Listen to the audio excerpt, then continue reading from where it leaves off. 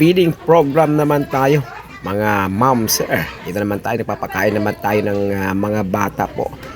Dito po sa isang school na kung saan ito ay mga kinder, hakiya. At mga edad po dito ay 6 years old pababa. Ayon mga moms, ay bago po natin sila papakainin, syempre naman, nalilibay po natin sila sa mga awitin na mga awiting makalangit, mga moms. Ito.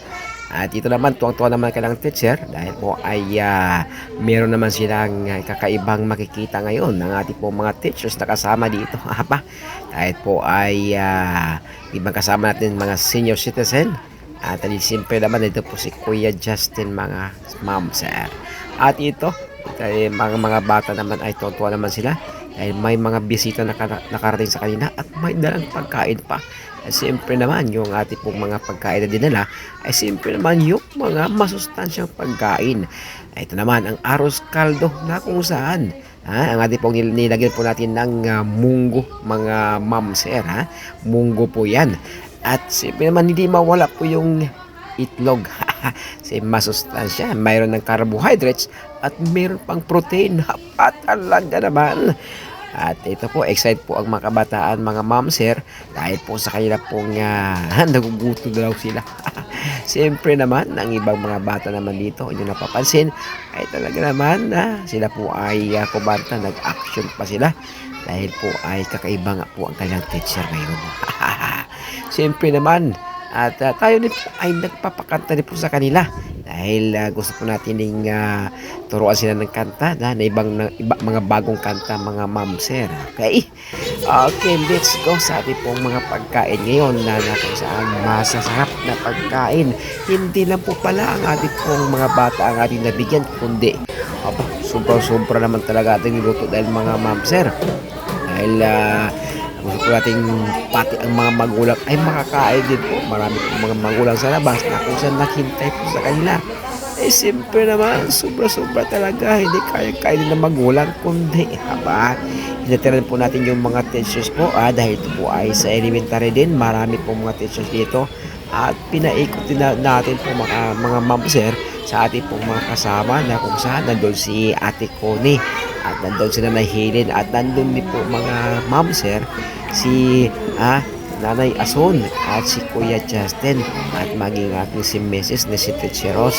Ayan po mga moms na kung saan ay hindi pa rin kaya hindi pa rin kaya lang ubusin, kundi nagtawag pa din kami ng iba pang mga grades, mga grade 2 yata yun, na kung saan ay may dala na po silang mga plato, okay, mga mangkok, mga moms dahil yun nga, gusto ko natin ubusin talaga yung isang malaking kaldero na arroz caldo na masustansya na arroz caldo. Kompleto po mga moms dahil may carbohydrates at may protein na din po. Ayun, at kasarap-sarap nito yung ating niluto dahil ito po ay talagang niluto po natin na may pag-ibig.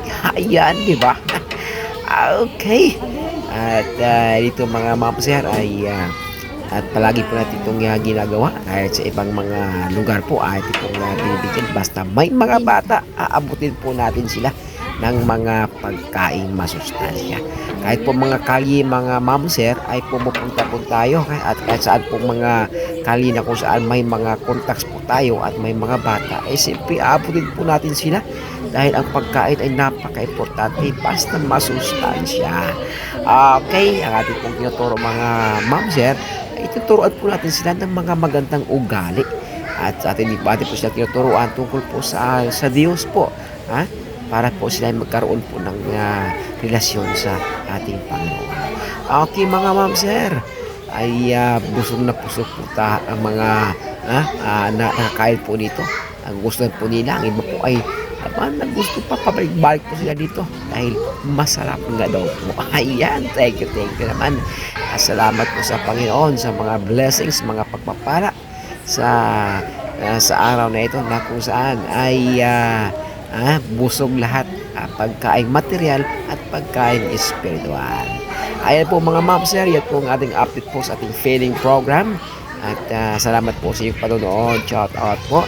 At Ate Joy 71, Daula Vlog. At Kabayang Manny dyan po sa Australia. Salamat po sa Talisay Mission. Okay? Thank you po sa support at mananalangin po sa ating programa. Thank you for watching. God bless us all and to God be the glory.